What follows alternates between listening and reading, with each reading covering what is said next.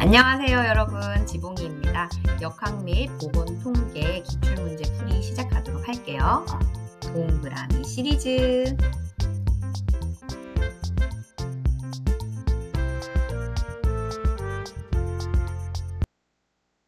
네, 시작하겠습니다. 1번 문제입니다. 역학적 연구 방법 중 건강한 사람을 대상으로 질병의 원인과 연관지어 일정 기간 지속적으로 관찰하여 원인을 규명하는 연구 방법은 무엇인가? 자, 핵심 키워드는 건강한 사람이 되겠네요. 정답은 무엇일까요? 코호트 연구입니다. 자, 코호트 연구는 건강한 사람을 대상으로 노출군과 비노출군으로 나누어서 일정 기간 추적 관찰하면서 질병의 발생을 측정하는 것을 뜻해요. 꼭 기억하시고. 자, 2번 문제 풀어볼게요. 연구하고자 하는 질병에 이완된 환자군과 질병이 없는 대조군을, 자, 벌써 우리 질문에서 답을 발견할 수 있습니다. 환자와 대조군. 자, 그래서 질병 발생을 파악하는 역학적 연구 방법은 무엇인가? 정답은 환자 대조군 연구가 되겠네요. 자, 3번. 영국의 존 스노우 박사님 이야기가 나왔어요. 그렇죠. 콜레라 환자의 집을 표시하고 환자의 특성을 추적하였습니다. 그래서 이 질병의 원인을 규명하고 집단의 건강 상태를 기술해서 질병 발생을 예견하게 되는 역학의 역사를 가져오게 된 케이스였죠. 자, 4번 문제 풀어볼게요. 고위험 음주가 간경화 발생에 영향을 준다라는 역학 연구 결과가 벌써 나온 거예요. 그래서 이 역학 연구 결과에 의해서 고위험 음주를 하는 사람들을 모아놓고 절주 교육을 실시했어요. 이것은 역학의 목적 중에서 무엇일까요? 그렇죠. 고위험 음주를 하는 사람들이 뭐가 발생되면 안 되니까, 간경화 발생되면 안 되니까 그 사람들의 건강 문제 발생하지 않도록 통제하기 위함이죠. 자, 역학의 목적 중에서는 고위험 집단을 대상으로 특정 건강 문제가 발생하지 않도록 하는 통제 예방의 목적이 있습니다. 이 부분을 좀 꼭 기억을 하셔야 되겠네요. 자, 5번 문제 풀어봅시다. 고든의 지렛대 이론에 의한 질병이나 유행이 발생하는 경우는 무엇인가? 면역 인구가 유입된다. 좋은 일이죠. 병원체의 생식 능력이 떨어진다. 좋은 일이죠. 홍수로 인하여 하천의 물이 범람한다. 나쁜 일이죠. 자, 지역 주민의 영양 상태가 호전된다? 좋은 일이에요. 지역사회 소독 및 방역 활동이 활발하다? 좋은 일이죠. 자, 그럼 어떤 경우에 균형이 깨졌을까요? 지렛대 이론은 우리가 삼각형 이론이라고도 이야기를 하는데요. 이제 균형을 이룰 때 건강하다. 균형이 깨졌을 때 질병이 발생했다라고 하는데, 여기 보시면 홍수로 인해서 하천의 물이 범람할 때는 질병 발생에 유리한 쪽으로 지금 변화돼서 균형이 깨어진 상태를 뜻합니다. 그래서 이런 경우에는 질병 유행이 발생했다라고 우리가 확인할 수 있겠네요.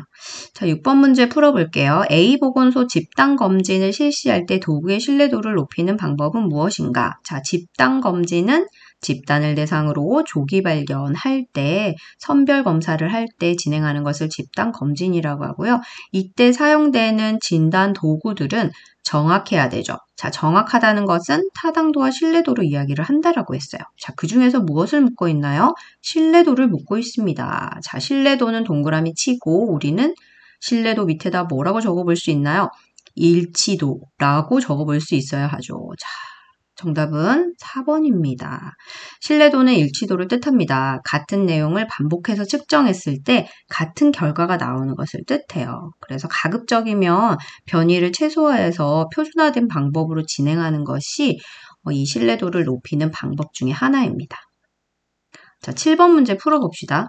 코로나19 검사 도구로 자가진단 키트를 고려하고 있지만 질병에 걸린 사람을 양성으로 판정해낼 수 있는 부분이 부족하다.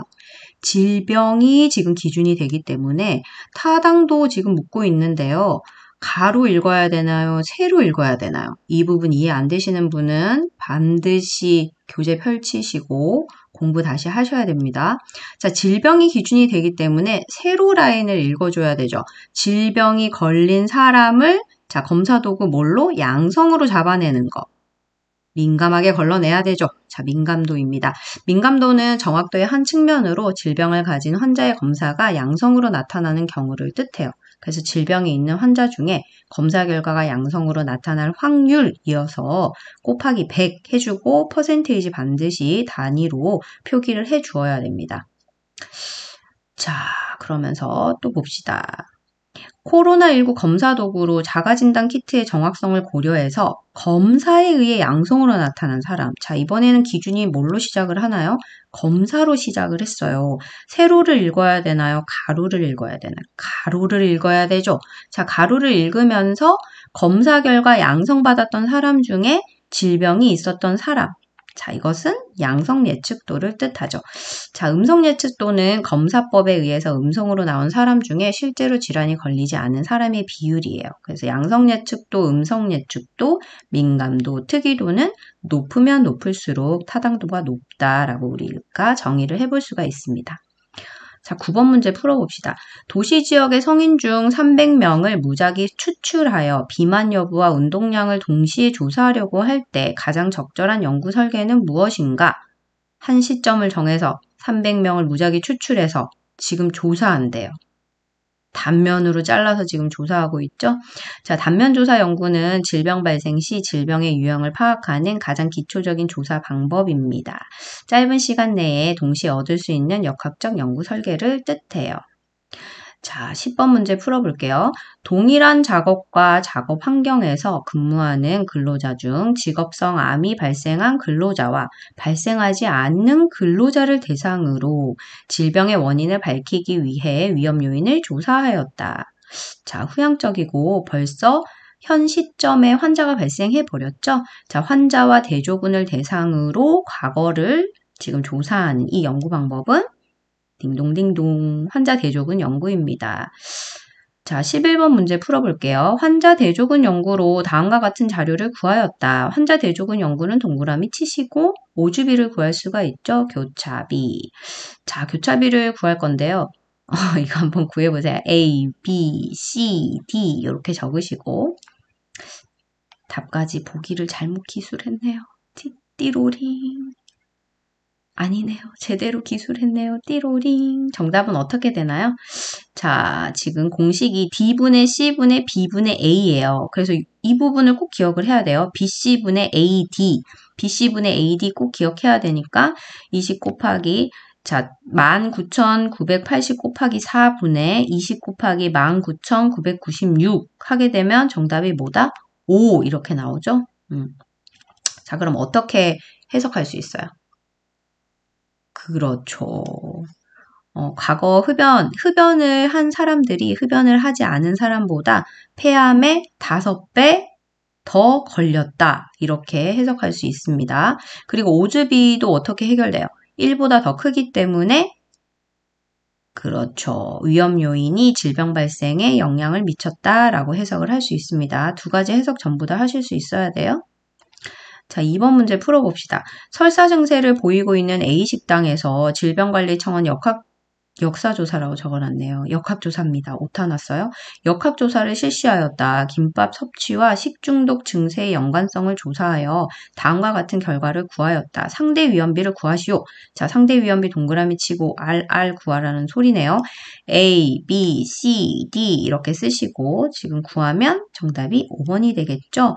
자, C 플러스 D분의 C, A 플러스 B분의 A. 그래서 요인에 노출되지 않은 집단에서 질병이 발생할 위험분의 요인에 노출된 집단에서 질병이 발생할 위험으로 구하게 되면 그렇죠. 3000분의 50 분의 2000분의 500이 되기 때문에 15라는 값이 나와요. 그러면 이것도 어떻게 해석하나요?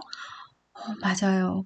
그 오염된 그 균이 있는 김밥을 섭취한 사람이 섭취하지 않은 사람보다 병원성 대장균 감염증의 15배 더 걸렸다. 걸릴 위험이 있다. 상대적인 위험이니까요. 오염된 김밥을 섭취한 사람이 오염된 김밥을 섭취하지 않은 사람보다 15배 병원성 대장균 감염증의 위험성이 높다. 그리고 이 RR이 1보다 크기 때문에 위험성이 더 높다. 이렇게 두 가지 측면에서 해석을 할 수가 있습니다. 자, 13번 풀어볼게요.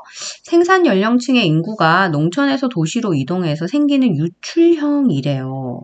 출산력 저하로 유년층의 비율이 낮은 인구 구조의 유형은, 그러니까 즉 농촌에서 도시로 지금 빠져나갔다고 이야기하고 농촌 상황을 묻고 있네요. 농촌 상황은 허리가 잘록하게 들어간 호로형, 표주박형이 되겠네요. 생산 연령층의 유출이 큰 이제 농촌형을 뜻하고요. 반대로 어디에 뭐가 더 많다 했어요. 도시에 우리 스타벅스 별형 많다라고 했죠. 그래서 도시형은 별형이다.